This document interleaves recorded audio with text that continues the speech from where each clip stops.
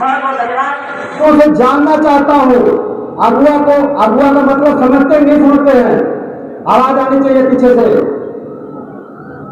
अगुआ का मतलब होता है जिस समाज के पास नेतृत्वहीन समाज होता है, उसके हक सम्मान की लड़ाई लड़ने वाला कोई लीडर नहीं होता, उसका दुष्पूर्ण शोषण होता है तो उसकी ढंग से FIR नहीं दी जाती।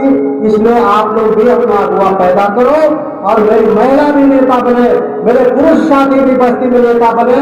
कार्यक्रम खत्म होगा तो जो लोग भी पार्टी का पद और सदस्यता ग्रहण करना चाहेंगे वो हम लोगों से मिलकर जाएंगे। साथियों, आज आम जनता पार्टी के कार्यक्रम में, ऐतिहासिक कार्यक्रम में आप लोग अपना अमूल्य समय देकर जो है घर से चल के आए, तो मैं बताना चाहता हूँ आज सभी लोग सरदार पृथ्वीराज चौहान के राजपूत खानदान के वंशज हो और जब तक इस देश में सम्राट पृथ्वीराज चौहान की हुकूमत रही तब तक इस देश में विदेशी आक्रमणकारी कोई जो है दुश्मन नहीं पाया। जो 19 लड़ाइयां हमारे सम्राट ने इस देश के लिए लड़ी और जो है आपके इतने भी सम्राट थे इस धरती पर, एक राजा दशरथ, दूसरे पृथ्वीराज चौहान, जो शब्द वेदी बाण चलाना चाहते थे और चक्रवर्ती सम्राट जाने जाते थे। भारत के हृदय सम्राट उनको कहा जाए तो उनके लिए कम है, क्योंकि जब तक उनकी शासन व्यवस्था थी तब तक विदेशी आक्रमणकारी नहीं घुसने पाया भारत में। लेकिन हमारा एक भाई जयचंद कन्नौज के राजा अगर हमसे भूल गया तो विरोधी खेमे ने जैसे जाकर जो हमारी कमजोरियों को बताया तो पृथ्वीराज चौहान का शासन गया। इसलिए आप लोग भी उन जयचंदों से बचने का काम करेंगे कि जो समाज को नुकसान पहुंचाते हैं। साथियों, पृथ्वीराज चौहान के बाद इस भारत में 750 वर्ष मुगल शासकों ने राज किया और एक मीर जाफर की गद्दारी से इस देश पर पौने 200 साल अंग्रेजों ने राज किया और दिए तो ये देश आजाद हुआ और देश में संविधान लागू हुआ। ये तय हुआ यह भारत देश में लोकतंत्र से देश चलेगा, देश संविधान से चलेगा। अब राजा माई के पेट से नहीं राजकुमार पैदा होगा, अब राजा माई के पेट से राजकुमार पैदा होकर राजपाट नहीं ले पाएगा। अब राजा ईवीएम मशीन और बैलेट बॉक्स से पैदा होगा। जिस छाप और जिस नेता की सबसे ज्यादा बटन दबेगी उस राजा उस जो है पार्टी का जो है नेता जो है विधानसभा और लोकसभा में बैठेगा।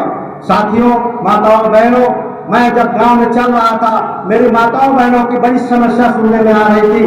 मैं अपने माताओं बहनों को कहना चाहता हूँ, आप लोग तो गृह मंत्रालय पूरा परिवार चलाते हो और बड़ी संख्या में आए हो, बड़े गर्व की बात है। इतना जो किसी के पार्टी में महिलाओं की भागीदारी नहीं होती है। मैं पुनः अपनी महिलाओं माताओं बहनों को आभार व्यक्त करता हूँ। आप लोग बड़ी संख्या में आम जनता पार्टी का सम्मान बढ़ाया है। आप लोग 75 साल से वोट देते हो, लेकिन कोई दल और पार्टी जो हमारे समाज को शिक्षा, रोजगार, नौकरी चाकरी, किसानों को बिजली फ्री की व्यवस्था कोई सरकार देने का काम नहीं कर रही है। तो मैं माताओं बहनों से कहना चाहूंगा कि जिस दिन आप लोग अपनी लाइन लगा लोगे, आप लोग अपने नेता के साथ खड़े हो जाओगे तो आपका भी हक सम्मान इस देश में मिलने लगेगा। आपके बच्चों के भी रोजगार, नौकरी चाकरी की व्यवस्था होगी और आपके लोग जब MP MLA बनकर जो लखनऊ और दिल्ली के लोकसभा में बैठेंगे तब आपके बच्चों को हक अधिकार सम्मान मिलेगा।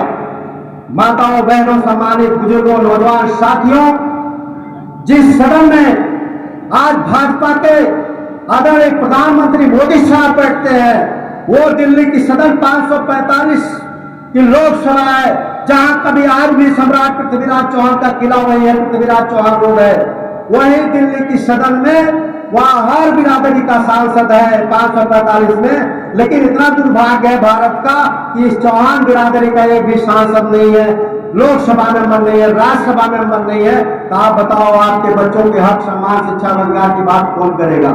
इसलिए माताओं बहनों से मैं निवेदन करूंगा कि आप लोग अपने दल और पार्टी की सदस्यता लेकर अपने कार्यक्रम को, अपने जो आंदोलन को तेज करने की जरूरत अपने हक सम्मान के लिए।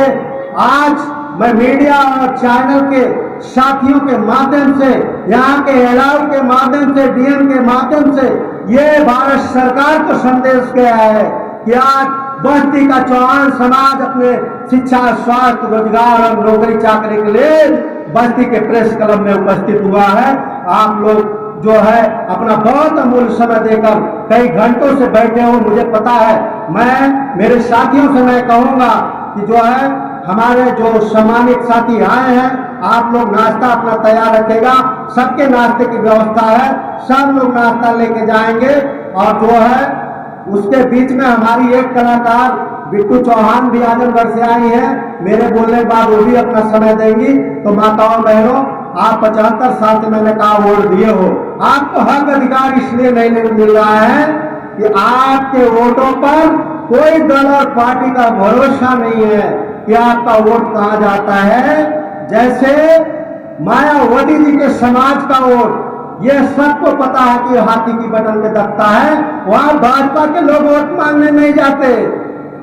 जो है समाजवादी पार्टी के समाज के लोगों को सबको पता है कि उनका वोट साइकिल पे जाता है, उनके बस्तियों में कोई भाजपा की गाड़ी वोट मांगने नहीं जाती।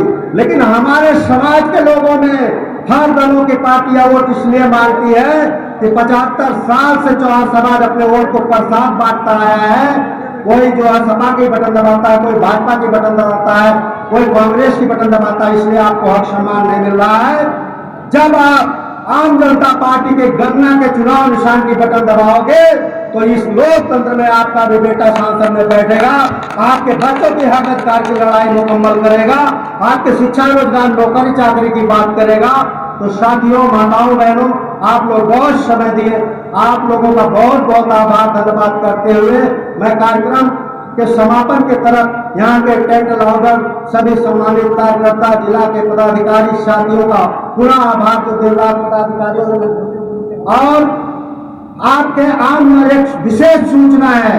मैं अपने सभी सम्मानित पदाधिकारियों, सभी नेताओं से क्या अनुरोध करूंगा कि आपके पार्टी से घोसी विधानसभा मऊ जनपद में चुनाव हो रहा है, श्री राजकुमार चौहान गन्ना किसान चुनाव चिन्ह पे लड़ रहे हैं। तो यहां से कार्यक्रम खत्म होने के बाद सारे पदाधिकारी घोसी पहुंचेंगे अपने पार्टी के प्रत्याशी श्री राजकुमार चौहान को भारी मतों से गन्ना किसान पर वोट दिलाकर विजयी बनाने के लिए आप लोग तन मन धन से राजकुमार चौहान को घोसी पहुंचकर विजयी बनाइए।